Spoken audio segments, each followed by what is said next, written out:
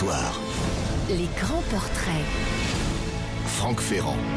Eugène Labiche est le fondateur, si l'on veut, du théâtre dit de boulevard. Un théâtre bourgeois assumé dans cette France du Second Empire qui se donne pleinement à la joie de vivre. Car du temps de Labiche, dans le théâtre de Labiche et d'une façon plus générale, dans la société dont il est le reflet, on croyait à la joie, on croyait au bonheur. Labiche s'est moqué, bien sûr, de cette bourgeoisie. Il s'en est même abondamment moqué dans ses pièces, mais en même temps, on sent qu'il y appartient et qu'il l'aime sur le fond. Les pièces sont drôles. Alors, il y a les très célèbres pièces, bien sûr, qui sont célèbres dans le monde entier, qui ont été traduites dans toutes les langues. Le voyage de Monsieur Perrichon, Un chapeau de paille d'Italie, La cagnotte, enfin, etc. Ces pièces écrites avec plusieurs collaborateurs, je m'empresse de le dire tout de suite, parce que je sais déjà que sinon, il va y avoir au Standard et sur Internet des messages. Attention, attention, il n'y a pas que Labiche, il y a tous ceux qui écrivaient avec lui. Oui, ça faisait partie de sa façon d'être et de sa façon de produire ces pièces extraordinaires. Nous allons y revenir tout à l'heure avec Christophe Maury. Laissez-moi vous raconter à grands traits la vie, le parcours de ce personnage qui donc est né le 6 mai 1815. 6 mai 1815, vous voyez, on est véritablement dans l'effondrement de l'Empire, du Premier Empire. C'est la fin de Napoléon Ier. On est dans l'arrivée du roi Louis XVIII, qui est le frère de Louis XVI, qui renoue la chaîne du temps, en quelque sorte. C'est là ce qu'on appelle la Restauration. Or, on est là dans une famille qui n'est pas une famille aristocratique, qui est une famille bourgeoise, une bourgeoisie tout à fait aisée. Le père de Labiche, ça ne s'invente pas, était épicier en gros. Il a monté une usine de fabrication de glucose qui se trouvait à Rueil-Malmaison. Ça a très très bien marché. Ce sont des affaires qui roulent sur l'or, si je puis dire. Évidemment, Monsieur Labiche père a fait fortune, ce qui lui a permis d'offrir à son fils de très bonnes études. Il est entré au collège Bourbon, Eugène, devenu le lycée Condorcet. Il va obtenir son baccalauréat de lettres. Il se dirige tôt vers la poésie, vers l'écriture. C'est un auteur, avant tout. Et je m'empresse de préciser à Christophe Maury que je ne vais pas prétendre que les pièces de Labiche ne sont pas de Labiche, même si ce sont pour la plupart des œuvres de collaboration. C'est juste un petit clin d'œil, une private joke. En 1834, c'est important. D'abord, il s'installe à Paris. Sa mère lui a légué une maison entre les Halles et les grands boulevards. Il n'occupe pas toute la maison, parce que vous savez, on est dans cette bourgeoisie qui il va louer l'essentiel des appartements pour se faire de l'argent, tout simplement, pour avoir ce qu'on appelle une rente à l'époque. Mais en revanche, il occupe un des petits appartements et puis surtout, il va faire un grand voyage, 6 mois en Italie. C'est un voyage qui va compter pour lui. Il se prend un petit peu, comment dirais-je, pour ne pas être désobligeant, il a le sentiment, peut-être un peu tôt, d'être un homme de lettres, ce jeune Labiche, qui va publier en janvier 34 un texte dans lequel il raconte ce qui se passe au théâtre de Lyon à la première de Lucrèce Borgia. Ça s'appelle Pauvre femme. En vérité, il est plus intéressé par ce qui arrive à une femme au bras de son mari que par la pièce elle-même. On est déjà dans quelque chose qui préfigure le vaudeville, du reste. Il fait des chroniques, il écrit un conte philosophique, il publie des critiques qui sont parfois acerbes. À la première de Charles IX, le fameux drame sur la Saint-Barthélemy, il écrit « Monsieur Rosier, le metteur en scène, a complètement échoué. Ses couleurs sont pâles pour peindre une époque aussi sombre. On a baissé le rideau au milieu d'applaudissements unanimes. Comme tout le monde, j'ai applaudi la chute du rideau. » Bon, ça c'est le genre de trait un peu violent, mais non sans humour, bien sûr, mais le genre de trait un peu violent qu'on peut se permettre lorsqu'on a 20 ans. Il va quand même faire ses études de droit jusqu'à la licence, même si c'est évidemment l'écriture qui l'intéresse essentiellement. Et quand je dis l'écriture dramatique. Il va publier sa première comédie dès 1837. Pour quelqu'un qui est né en 1815, vous voyez qu'il n'a pas perdu de temps. La comédie s'appelle La cuvette d'eau. Il va publier aussi La clé des champs, qui là est un roman, en revanche. Le 29 janvier 1839, voilà ce qu'on peut lire dans les colonnes du célèbre journal Le Temps. Monsieur Labiche a su habiller une pensée utile de détails piquants et de spirituelles observations. On trouvera dans son roman, donc dans La clé des champs, une peinture fidèle des mœurs bourgeoises et un intérêt habilement soutenu. peinture fidèle des mœurs bourgeoises et intérêt soutenu, on peut déjà dire que les deux grandes caractéristiques de ce qui deviendra le théâtre de la Biche sont à l'œuvre dans ce tout premier roman. Alors, il a deux amis, Auguste Lefranc et Marc Michel, qui vont avec lui fonder une association pour créer des pièces de théâtre. Donc toujours cette idée d'une fabrication dramaturgique, en quelque sorte. La Biche définira plus tard cette communauté d'écriture. Voilà ce qu'il dit. On peut se moquer de cette association de trois inconnus qui fondent commercialement une usine dramatique. Peut-être allusion à l'usine de son père, du reste. Mais dans mon opinion, elle eut un côté utile. Cette réunion de trois forces, de trois intelligences, nous ouvrit presque tout de suite les portes des théâtres qu'il faut presque toujours enfoncer. À l'époque, vous l'avez compris, la mode est avec Alexandre Dumas, bien sûr, mais aussi avec Victor Hugo et avec d'autres. Elle est aux grands drames historiques, c'est le goût du Moyen-Âge, on raconte les grandes histoires sanguinolentes de la Renaissance, etc., avec une censure très forte, bien entendu. Eh bien, c'est pas du tout ce que va faire le petit trio, quoique l'avocat Loubet, qui est la première pièce, se situe au début du XVIIe siècle, à Aix-en-Provence. Et alors la pièce va être refusée dans un premier temps, puis finalement elle passe, elle va être acceptée au théâtre du Panthéon. C'est un énorme succès. Jamais le public du quartier latin, ordinairement si moqueur et goguenard, n'avait montré tant de recueillement et de satisfaction attentive. C'est que cette fois, il s'est trouvé en face d'une œuvre consciencieuse, montée et jouée avec conscience. C'est que l'intérêt bien soutenu d'une action habilement conduite l'avait contraint, pour ainsi dire malgré lui, à se dépouiller de son sarcasme habituel pour traduire par de longs bravos l'émotion dont il se sentait pénétré. Franck Ferrand, Les grands portraits. 14h, 15h sur Europe 1. Et nous vous retrouvons, Franck Ferrand, pour la suite de votre récit sur le grand auteur de théâtre Eugène Labiche. Avril 1842, Eugène Labiche a 26 ans et il se marie à une certaine Adèle Hubert qui a 18 ans. C'est vraiment, elle a tout de la riche fiancée, si vous voyez ce que je veux dire. Il arrête d'écrire, d'ailleurs. Il pense que ça y est, sa vie de rentier va commencer. Puis quand même, au bout de quelques mois, il s'ennuie. Son beau-père, lui, a réservé une petite dépendance au bord des douves de son château de la Grande-Roi, une demeure qui est située donc en Île-de-France.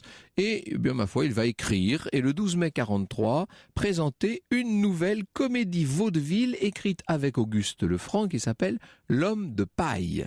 On ne peut pas dire que le nom de Labiche soit déjà connu, bien entendu, mais le vaudeville est le tout nouveau genre à la mode. On veut du vaudeville, le public veut s'amuser. On est en mai 43, vous voyez, vers la fin de ce qu'on appelle la monarchie de Juillet, donc le régime de Louis-Philippe. La bourgeoisie est au pouvoir. Si vous me passez l'expression, la bourgeoisie se gave et elle a envie de s'amuser. C'est assez nouveau pour elle d'ailleurs, parce que depuis la Révolution, elle avait néanmoins pourtant imposé des mœurs assez austère, mais là, elle veut s'amuser. Alors, après la chute de Louis-Philippe, il y a l'intermède, si je puis dire, de la Seconde République. D'ailleurs, Eugène Labiche est candidat républicain en Seine-et-Oise. Il est battu au passage. Il observe la situation de ce pays qui se dégrade et ça va lui donner la matière d'un certain nombre de pièces. Il se moque des clubs politiques. Il y a beaucoup de courants qui émergent à cette époque-là. L'anarchisme, le socialisme, le club champenois, rue de l'Homme Armé, numéro 8 bis, tout ça, ce sont des pièces qui vont se moquer de tout ça. D'ailleurs, ça déchaîne la colère d'un certain nombre de partisans, des étudiants notamment, qui insultent les auteurs, qui sifflent le nom de Labiche, etc.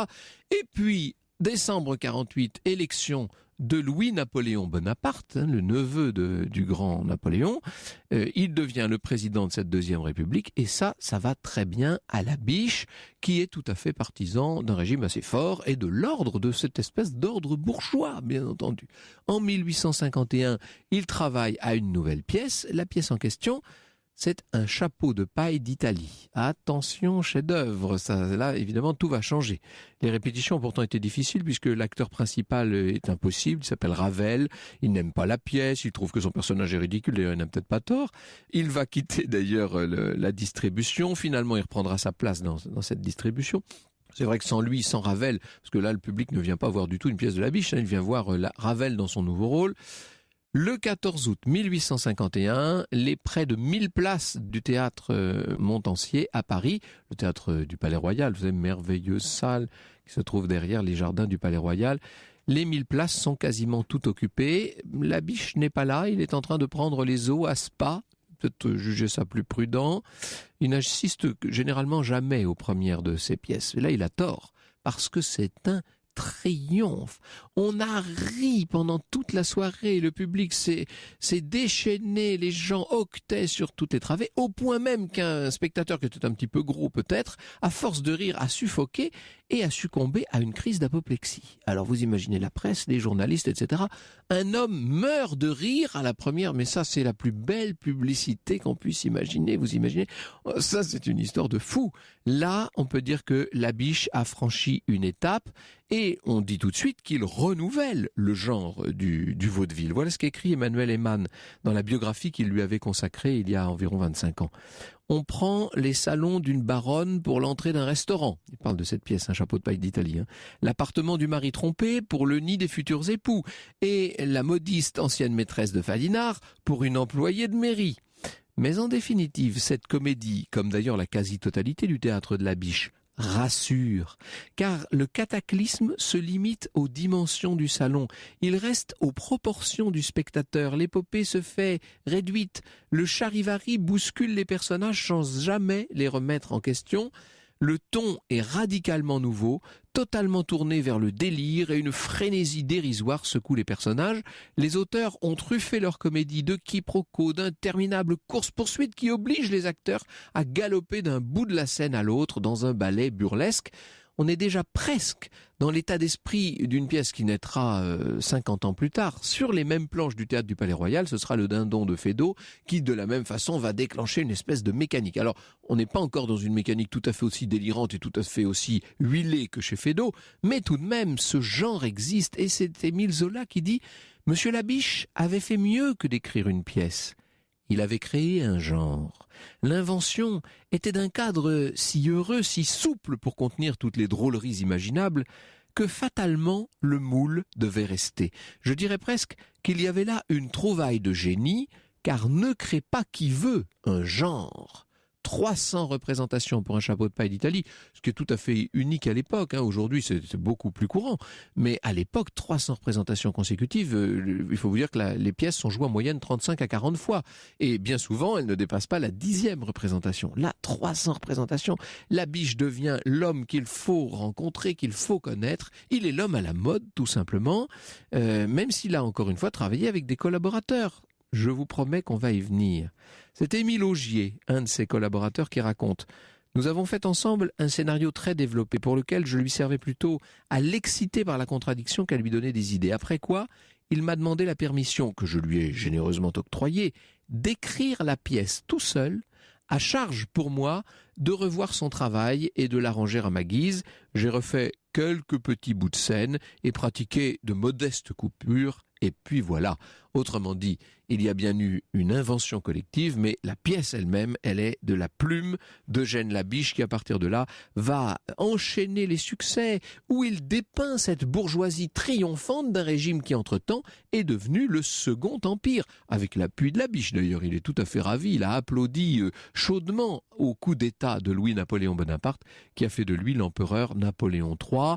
Et alors, évidemment, désormais, ça va être toute la série des grandes pièces de Labiche qui incarnent le Second Empire. C'est ce qu'elles ont peut-être pour nous aujourd'hui le plus intéressant, au-delà qu'elles nous font encore sourire bien souvent, même si elles agacent aussi parfois un peu, parce qu'il y a des longueurs, incontestablement, chez Labiche. Nous sommes en 2015. Bon. Mais en tout cas, elles incarnent, elles reflètent le règne de Napoléon III et cette période étonnante du Second Empire. C'est très intéressant parce que le théâtre, c'est un peu un morceau de vie qu'on vous donne à voir. Vous savez, il y a peu de témoignages aussi concrets de la vie quotidienne, la vie réelle des gens, de la façon dont ils parlaient. Quand vous voyez les comédiens dire le texte de Labiche, vous avez tout simplement nos ancêtres en train de parler devant vous. Ça, c'est assez étonnant. Le voyage de Monsieur Perrichon, écrit Emmanuel Eman, c'est d'abord un décor, celui du Second Empire stabilisé, absorbé dans la recherche de la prospérité, un monde qui a devant lui la durée et qui s'installe pour un voyage au long cours vers la modernisation et l'industrialisation. Tous les éléments de cette nouvelle société sont présents dans la pièce. Alors vous savez que le premier acte, c'est carrément dans le hall de la gare d'Orsay. On est vraiment sur un quai de gare.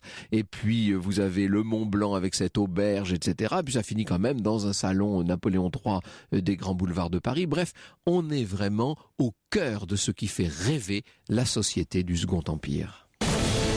Franck Ferrand, Les grands portraits. 14h, 15h sur Europe 1. Auteur d'une centaine d'ouvrages parmi lesquels figurent les grands chefs-d'œuvre du théâtre comique. Vous nous parlez aujourd'hui, Franck Ferrand, de Gênes Labiche. Oui, quand nous avons commencé à travailler à cette émission avec Christophe Dard, qui s'est chargé du récit d'aujourd'hui et magistralement chargé, nous nous sommes demandé un peu ce qu'on allait raconter, parce que la vie de Gênes Labiche est une vie extrêmement tranquille, extrêmement rangée. Vous savez, c'est le bon bourgeois du Second Empire. Et d'abord, il est très riche, il vit dans dans sa grande propriété, une belle demeure ancienne, le château de Launois, à Souvigny en Sologne, dont il finira par devenir maire. D'ailleurs, il a 900 hectares. Enfin, vous voyez, on n'est pas... Et puis alors, il participe à tous les dîners d'auteurs, et dès qu'il a l'occasion, il va faire des séjours dans les grandes villes d'eau, dans les stations thermales, dans ces nouveaux grands hôtels qui sont en train de fleurir un peu partout à travers la France et l'Europe, comme le font les princes, comme le font les banquiers de l'époque. Vous voyez, c'est une vie très tranquille, rien de spécial. Labiche est très proche de l'empereur Napoléon III. D'ailleurs, il va faire partie des fameuses séries de Compiègne, vous savez, où l'impératrice Eugénie invite un certain nombre de personnalités. En 1858, il va présenter devant l'empereur et l'impératrice une pièce à la mode, Un gendre en surveillance. Il le refera 2 autres fois. Il présenta 2 nouvelles pièces devant la cour. Donc vraiment, j'allais dire, rien à signaler chez ce monsieur qui profite de la vie et qui pond littéralement des succès l'un après l'autre. La poudre aux yeux. Entre parenthèses, ça, je vous recommande chaudement cette pièce qui n'a pas vieilli du tout et qui est très très drôle. La poudre aux yeux, La station Chambaudet qu'on a eu l'occasion de voir en direct à la télévision il y a quelque temps, La cagnotte, etc. Et puis alors il se lance un peu dans l'opérette à la demande de Jacques Offenbach. C'est intéressant d'ailleurs de voir toutes ces gloires du Second Empire qui se connaissent, qui travaillent ensemble. Il est photographié par Nadar à la même époque. Il va travailler avec Offenbach. Vous voyez, on est vraiment... Il faudrait ajouter Gounod et Mérimée, et puis on aurait toutes les stars, si je puis dire, du Second Empire. Offenbach est le directeur des bouffes parisiens et il lui commande le livret de l'opérette L'Omelette à la Folle-en-Bûche. Entre parenthèses, ça doit être quelque chose. Ça, je ne connais pas, mais ça donne envie. Et puis aussi des opéras comiques, Le Voyage en Chine, Le Fils du brigadier, etc. Néanmoins, disons-le, le succès, ça use, comme tout. Eugène Labiche commence à en avoir assez, il faut le dire. Il en a publié beaucoup de ses pièces, il en a fait paraître beaucoup. C'est toujours le même succès, ce sont toujours les mêmes applaudissements, enfin presque toujours. Ça a tendance un petit peu à se tasser peut-être. Voilà ce qu'il dit à l'un de ses amis: je me détache du théâtre. On est quand même à la toute fin des années 1860. Je me détache du théâtre et commence à vouloir dételer. Voilà 22 ans que je suis attelé. Je vais suivre tout à fait le conseil que tu me donnes depuis longtemps, c'est-à-dire abandonner complètement le Palais Royal et travailler à la douce dans un genre plus élevé. Je ferai 1 pièce ou 2 par an et l'avoine et du seigle le reste de l'année. J'aime beaucoup l'expression. Il y a cette verdeur, cette saveur de termes chez Labiche, bien entendu, qui va vivre très mal l'effondrement de son rêve, l'effondrement du Second Empire, bien entendu, comme tous ces autres grands personnages. Pour lui, c'est terrible. La guerre de 70, la Commune, vous imaginez tout ce qu'il peut y avoir de pire aux yeux de Labiche. Alors, il continuera dans les années 70 d'abord à publier son théâtre complet, ça lui tient à cœur, ce qui est normal. Il va encourager un certain nombre d'auteurs, dont un certain Georges Feydeau. Il est à la première de Tailleur pour Dames, figurez-vous, et il va dire le plus grand bien de ce jeune auteur qu'il lance littéralement, qu'il désigne un petit peu comme son successeur d'une certaine manière. Il a 64 ans en 1879 et alors là, chose inouïe pour l'époque, il est élu à l'Académie française. Il n'en croit pas ses oreilles. Mes titres sont insuffisants, dit-il. J'ai trop fait, je n'ai pas assez fait. Si, comme vous le prétendez, j'ai quelques gouttes de sang de Molière, j'ai mis trop d'eau dans ce sang-là. Je l'ai noyé dans une infinité de piécettes sans valeur, enfin bon, etc. Modestie réelle ou fausse modestie. Toujours est-il qu'on va retrouver Monsieur Labiche sous la coupole, au fauteuil numéro 15, et voilà ce qu'il dit dans son discours. Quand j'ai commencé ma carrière, alors que j'écrivais mes Comment vous dirais-je, mes badinages, je l'avoue, je ne songeais guère à l'Académie. Elle m'apparaissait de loin comme un de ces beaux châteaux bâtis en Espagne et dans lesquels on n'entre qu'en rêve. J'entre un peu chez vous, comme ces Gaulois à demi barbares entraient dans Rome pour y apprendre l'éloquence et y respirer le parfum des belles lettres. En attendant l'heure de ma civilisation, permettez-moi, messieurs, de me montrer tel que je suis et de boire mon verre. Je sais qu'il n'est pas d'un cristal irréprochable, il a des défauts, des incorrections.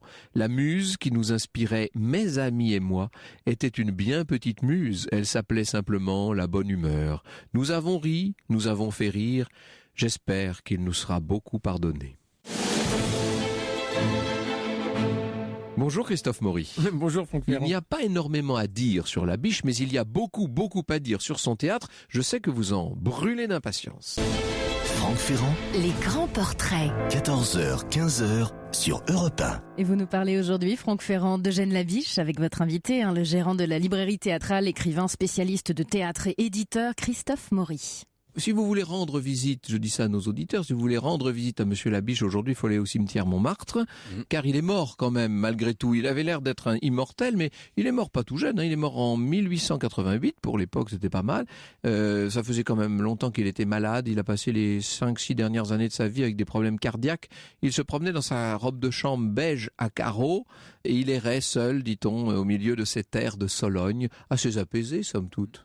Oui, il écrit à Levaux, je dîne trop en ville, ça me fait mal, mais ça me fait plaisir. et Labiche, vous disiez tout à l'heure, Franck Ferrand, qu'il n'y a pas grand-chose à dire, mais c'est un homme heureux. C'est ça. Et le bonheur ne se raconte pas. Ernest Le Gouvet, le poète, qui a été collaborateur de Labiche, écrit « Ah, quel convive, mangeant comme 2, buvant comme 3, riant comme 4 et faisant rire comme 10. Il a de l'esprit de tous les vins qui sont sur la table, tour à tour, selon les causeries. Et les causeurs aussi mousseux que le champagne, aussi chaud que le Bourgogne, aussi sain que le Bordeaux, aussi généreux que le Madère. » Oui, c'est un bon vivant. Donc c'est un bon vivant, et c'est un homme qui est truculent, qui est drôle, qui est bourgeois, comme vous le disiez très justement, qui est très inscrit dans son temps et dans la modernité. Vous avez remarqué que pratiquement dans toutes les pièces, on parle de chemin de fer. Et oui. Et il y a même une pièce qui s'appelle Le chemin de fer. Et donc, aujourd'hui, il serait sur Facebook, il serait avec son téléphone portable. Si on devait le comparer avec quelqu'un d'aujourd'hui, ça va peut-être faire hurler de la maison d'Europe 1, mais moi, je verrais un peu Philippe Bouvard. Oui, c'est ça, c'est vrai, oui. Vous voyez. Et alors, à côté de ça, très féroce avec les fonctionnaires.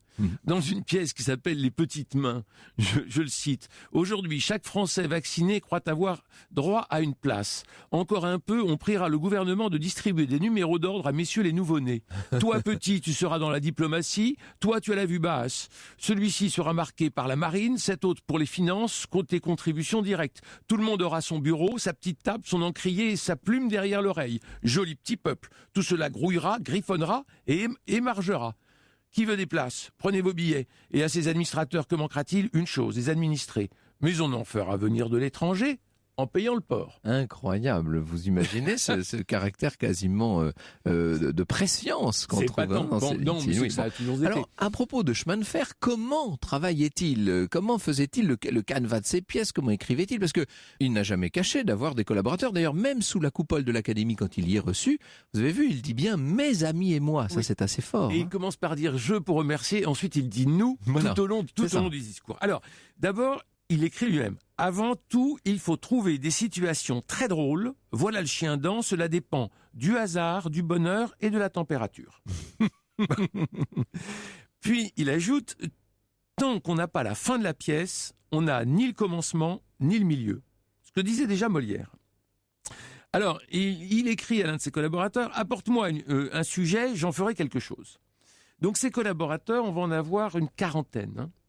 Et toujours, alors bon, il y a Levaux et Levaux qui va se faire appeler joli. Ah oui, parce on peut faire Labiche Levaux. Ouais, c'est ça. Si on avait dit une pièce de Levaux et Labiche, c'était un peu embêtant, quoi. Donc on a...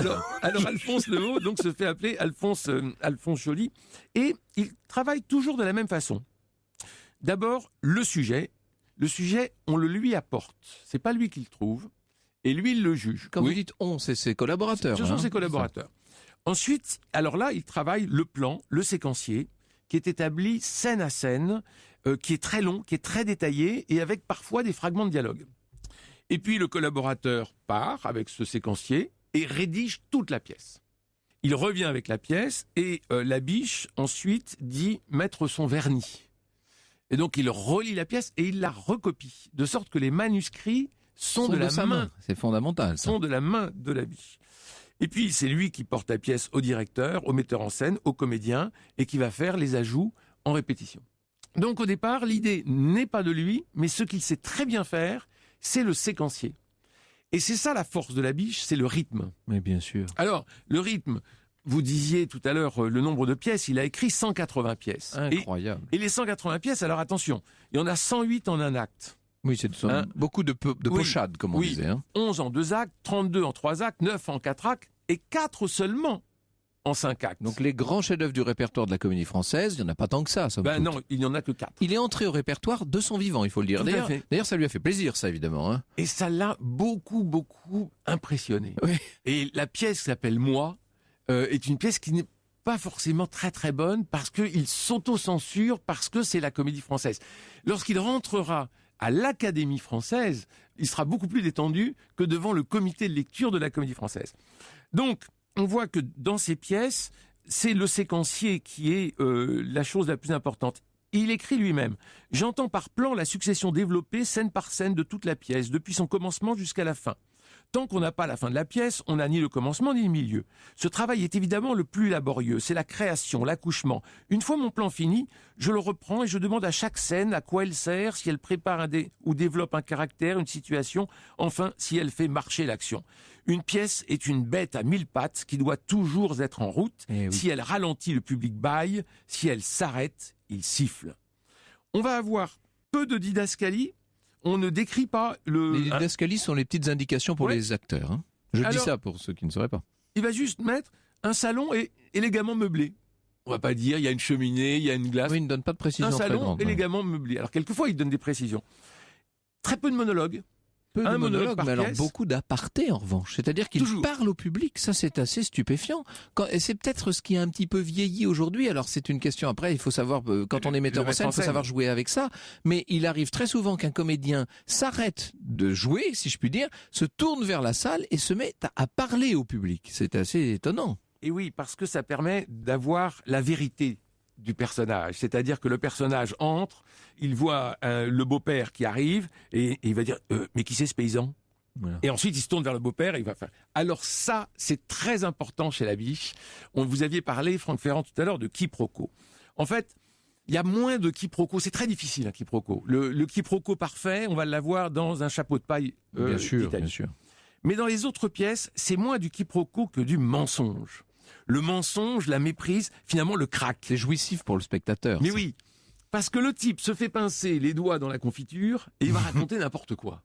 Alors il va raconter n'importe quoi pour éviter de parler de sa maîtresse, etc.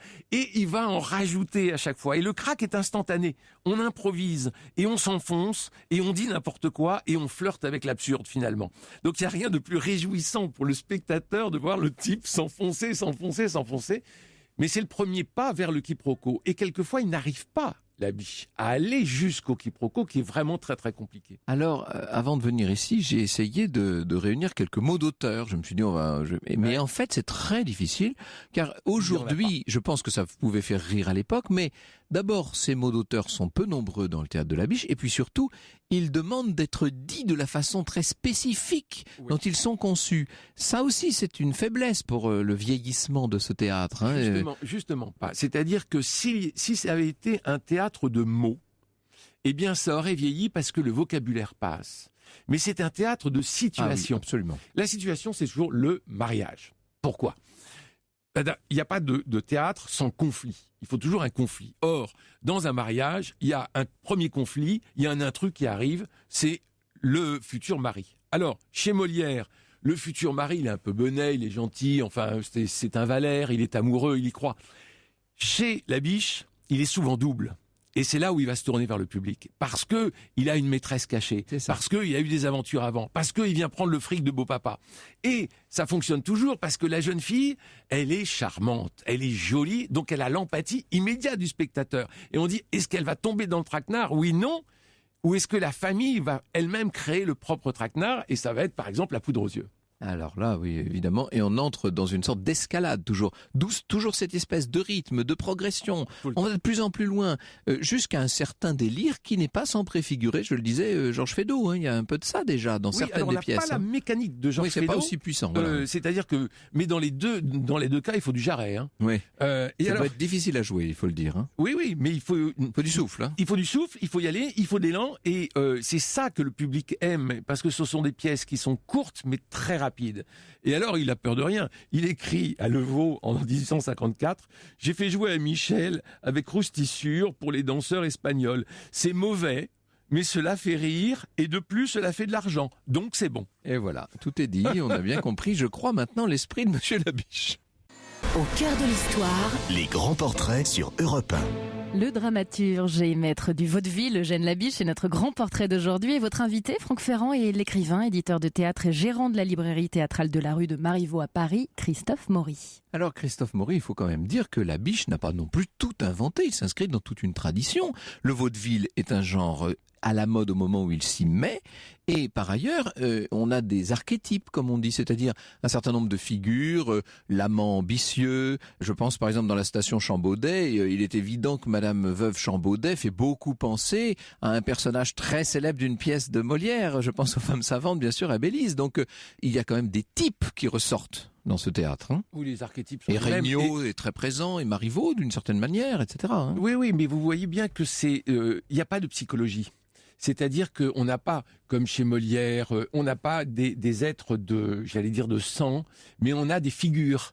Et ce sont presque des caricatures parfois. Presque des caricatures. Alors attention, ce serait un non-sens de dire, comme on l'a lu, c'est Philippe Soupeau qui avait fait en 45 puis en 64 un petit livre sur Labiche, et qui disait que Labiche critiquait son temps comme Daumier, mais pas du tout. Du tout. Il ne faut pas avoir une lecture marxisante ni politique de Labiche, mais il ne faut pas non plus avoir une lecture psychologique. Et s'il y a un personnage qui est bègue, il est bègue parce que ça fait rire, simplement. Voilà. Il y a une utilité de l'écriture. Tout est destiné à aller chercher le rire et le divertissement, en fait. Et le triomphe. Et le triomphe. Et l'argent. Et Dieu sait qu'il en a eu, car c'était un véritable homme d'affaires. Ce qu'il faut jamais oublier, parce que le public voit ce qui est visible. C'est-à-dire, il voit le texte, il voit la mise en scène et le spectacle. Mais il y a tout le travail derrière, avec les directeurs de théâtre, avec les conservatoires. Il faut trouver les comédiens, les mettre en rapport avec un certain nombre de metteurs en scène. Alors, il y a tout ce travail. Oui, mais Franck Ferrand, par rapport à aujourd'hui, à l'époque, chaque théâtre a sa troupe. Donc, on confie une pièce à une troupe. Et donc à un esprit. Aujourd'hui, c'est très très compliqué parce qu'il faut faire le casting, arriver avec sa troupe. Bon, et quand Labiche dit déjà à l'époque, il est plus facile d'écrire une pièce que de la monter. Alors vous imaginez aujourd'hui. Mais c'est vrai, je pense que c'est vrai. Oui, bien sûr. Ouais. Alors si on rentre dans quelques pièces, quelles sont vos préférées, Franck Ferrand ? Moi, je suis arrivé à Labiche comme beaucoup de gens, je crois, par Le Voyage de Monsieur Pénichon, dans la célèbre mise en scène de Le Poulain au Français, qui était une espèce de voyage au sens propre. C'était un moment inouï. On avait l'impression d'être d'épouser le Second Empire, et l'arrivée dans le grand salon de la vallée blanche là du Mont Blanc, c'était quelque chose de tout à fait incroyable. Donc et alors, tout ça a été inouï. On parlait des caractères tout à l'heure. Eh bien, c'est que en réalité, on se retrouve derrière les Ratinois, les Malingear, les Pénichon. Il y a quand même des figures qu'il a inventées, mais enfin, Pénichon, c'est Monsieur Jourdain. Mais il les a remis au goût du jour, et avec une grande modernité. Le Mont Blanc nous contemplait tranquille et majestueux, n'est-ce pas ? Ça c'est la petite phrase qu'inscrit Pénichon sur le registre de l'hôtel, oui. Et avec une faute d'orthographe. Bon, c'est ça. Voilà, et c'est ça qui va donner une nouvelle étincelle. Un chapeau de paille. d'Italie, c'est un grand délire. C'est la situation de base, c'est le cheval qui mange le chapeau d'une dame. Voilà. Or, cette dame un peu ténu comme était argument. Avec son amant, et le chapeau lui avait été offert par son mari. Voilà. Donc si elle n'a plus son chapeau, eh bien on va découvrir l'amant. Donc le pauvre Fadinard, c'est un nom, Fadinard. Fadinard, qui doit se marier, qui doit épouser son Hélène Nonancourt, qui est la fille d'un pépiniériste de Charentonneau. Alors là, on est vraiment dans la France, et il joue avec ça, et il le joue avec beaucoup de sympathie, c'est-à-dire qu'il n'y a pas de dédain vis-à-vis de la province, il y a pas... Non, tout ça, c'est d'un grand esprit français, à la fois plein de glaise, de Beaujolais, et de joie et de champagne. Et alors donc, il y a la noce qui suit ce pauvre Fadinard. Et Fadinard, il doit aller chercher un chapeau, parce que son cheval a mangé le chapeau. Alors il va aller chez une modiste, et puis la modiste manque de peau. C'est son ancienne maîtresse à qui il doit révéler qu'il se marie, parce que la noce lui le poursuit, et que le futur beau-père, naturellement, de Nonancourt, qui est joué par Christian Hec à la Comédie Française, Nonancourt va absolument prendre son futur genre les mains dans la confiture pour annuler le mariage. En vous entendant décrire le chapeau de paille, on se rend compte que c'est un théâtre de décor, que c'est un théâtre de costumes, avec beaucoup de personnes sur le plateau. Et ça veut dire que c'est difficile à jouer aujourd'hui. Bon, bien sûr, à la Comédie Française, c'est fait pour, si je puis dire, mais pour un théâtre privé, c'est compliqué à monter une pièce de La Biche quand même. Hein. Je vous dis oui. Pour les 4 en 5 actes. Oui, voilà, c'est ça, les grandes pièces. Et les 9 en 4 actes. Oui. Parce qu'il fallait à chaque fois, chaque acte avait un décor différent. Bon, en revanche, les 108 pièces en un acte, oui, alors ça, vous pouvez monter une soirée La Biche avec 3 ou 4 pièces en un acte, vous allez donner du champagne à tout le monde. Et ce sont des pièces qui n'ont pas de grande distribution. Je parlais d'un gendre en surveillance tout à l'heure qui a été présenté devant l'impératrice Eugénie. On est là dans l'archétype en quelque sorte du théâtre de La Biche. Hein, alors là, je suis pas très bon sur cette pièce. Oui. Mais sur d'autres, si vous en tout cas, on a c'est toujours la fameuse trilogie du mari, la femme, l'amant. Et rien de grave, hein. Non, voilà, c'est ça qu'il faut dire. C'est-à-dire que c'est jamais vécu sous un mode dramatique. Beaucoup moins que chez Feydeau, par exemple. Mais oui. Chez Feydeau, ça peut devenir, ça fait peur parfois. Là, pas du tout. Tout reste toujours bon enfant. On ne se suicide pas pour un adultère. Voilà. D'ailleurs, je crois qu'il n'en avait pas connu, qu'il n'en avait pas vécu lui-même. Je crois qu'il a été très fidèle à sa femme. Il adorait son fils. Il avait un fils unique qu'il adorait. Et il était très famille, très plan-plan. Donc il n'a pas vécu de l'intérieur la déchirure que peut représenter un adultère. Et donc quand il présente l'adultère, lui c'est un artifice théâtral parce que ça doit nous faire marrer. Et ça se termine toujours, doit-on le dire ? Et par exemple, ça c'est une pièce tardive. Hein. Là, on est après le Second Empire, oui, 72. C'est une très bonne pièce. On se souvient de la mise en scène de Jean-Laurent Cochet à la Comédie Française. Bien sûr, il faut saluer Jean-Laurent Cochet qui a beaucoup fait pour faire connaître La Biche à notre génération. Et qui connaît parfaitement le mécanisme de La Biche. Alors, il y a une chose dont on n'a pas parlé, Franck Ferrand, c'est la musique. Ah oui, car il y a toujours dans les pièces de La Biche des couplets et les personnages se mettent à chanter. Eh bien, savez-vous que La Biche détestait la musique ? La Biche n'aimait pas du tout la musique, ça ne l'intéressait pas, mais il fallait, parce que ça faisait partie du genre. Ça faisait partie du genre, il fallait pour que la comédie soit parfaite, il fallait un final en musique. Et donc la chanson, se développait petit à petit, et on a à la librairie théâtrale des partitions de l'époque pour chanter les chansons dont La Biche truffait ses pièces. Est-ce que La Biche est facile à jouer ? C'est Lorena qui m'a dit que vous aviez une pièce de prédilection qui était L'avocat d'un grec. Oui, ça, elle m'amuse beaucoup, L'avocat d'un grec. C'est un homme qui s'appelle Benoît, qui veut marier sa fille Céline, et il a un comptable vachonnet qui est bègue. Et alors, on pourrait le marier au comptable, ou on pourrait le marier à Brossard, qui est un brillant avocat, qui vient de libérer Malvoisie, par une magnifique plaidoirie. Alors le beau-père, Benoît, a été fasciné par la plaidoirie et veut donc donner la main de sa fille à Brossard. Mais voilà-t-il pas que Vachonnet, le bègue, va reprendre de l'ascendant sur le beau-père, et naturellement, le repris de justice, Malvoisie, vient à la noce. Alors ça fait des quiproquos extraordinaires. On cherchait un mot, à un moment, il y a l'orchestre qui commence, et le Vachonnet va pour aller danser, et le beau-père lui dit « Mais tu veux pas aller danser puisque t'es bègue ?» Moi, ça m'a fait rire. Oui. Ça dépend comment c'est dit, hein, c'est toujours pareil. Voilà. Alors justement, je posais la question, est-ce que c'est facile à jouer Moi, je pense que c'est facile à jouer parce que, vous savez, c'est un peu ce que disait Molière dans l'Impromptu de Versailles. Une fois que vous avez la situation, vous restez dans la situation et vous continuez. Et là, les situations sont tellement typiques, les personnages sont tellement typés qu'une fois que vous l'avez bien compris, à ce moment-là, ça va tout seul. Et est-ce que ça peut se lire, La Biche ? C'est pas vous qui allez me dire le contraire, vous êtes venu avec toutes vos publications là. Moi, je prends plaisir extraordinaire à lire La Biche. C'est-à-dire que chaque personnage est bien typé sur le plan de son vocabulaire et de sa syntaxe. Oui. Il appartient à son registre. Absolument. Ce qui fait que vous n'avez pas à lire Chiffonnet de Point, c'est bien jeune et le riolet, Prunette de Point. Non, vous lisez ça comme ça. Et on sait qui à parle. la suite, et vous savez exactement qui parle. Et ça, c'est très fort. Oui, ça prouve que c'était vécu totalement de l'intérieur.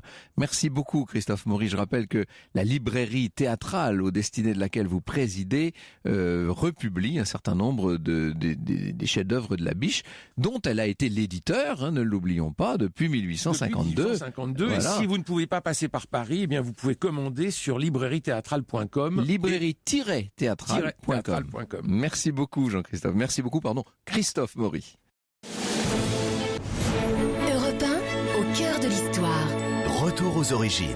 Elles sont 4 auditrices à vous interroger aujourd'hui en Franck Ferrand via le site internet d'Europe 1, europe1.fr. Nous sommes 3 Françaises et une jeune Belge. Nous travaillons dans la plus grosse exploitation de choux de Bruxelles, d'Australie. Oui, nous écoutons l'émission tous les jours pendant la cueillette. Nous aimerions vous entendre donc raconter l'origine de ce légume.